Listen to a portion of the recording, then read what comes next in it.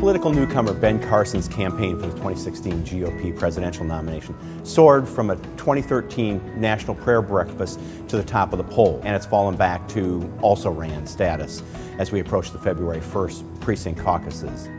Carson, 64, a retired neurosurgeon, first attracted attention when he spoke at this National Prayer Breakfast in front of President Obama and was critical of the president and the direction the nation was headed. That attracted a lot of attention among the conservative community, especially when he took on political correctness. We need to throw political correctness out, and we need to cling steadfastly to our beliefs, to our Judeo-Christian foundation. It wasn't long before he was being mentioned as a possible candidate. The draft movement started. Pretty soon I was getting 5,000 petitions every day. Boxes and boxes, hundreds of thousands of petitions, people saying, you have to run. While his star was rising, Carson talked to conservative Christian audiences about growing up in poverty. Large multifamily dwellings, boarded up windows and doors, sirens, gangs, and murders. Going to medical school and becoming a world-renowned neurosurgeon who was involved in high-profile cases.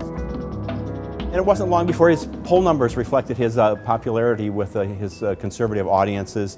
However, that was short-lived as questions arose about his grasp of foreign policy, and he made a number of gaffes that sort of dimmed his star. He's at about 9% in the polling averages right now, and there are questions being raised about his viability as we approach the caucuses and the primary in New Hampshire.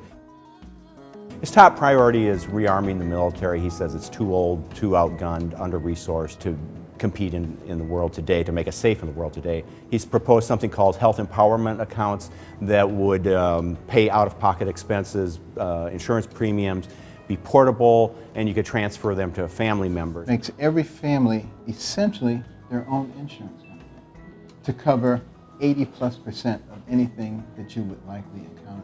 And he would replace the tax code with a flat tax, do away with all deductions, shelters, and loopholes. But if Carson is going to win the Iowa caucuses or have a top-tier finish, he has to tap into the anti-establishment fervor in the GOP and win them over with his compelling life story and appeal to Christian conservatives.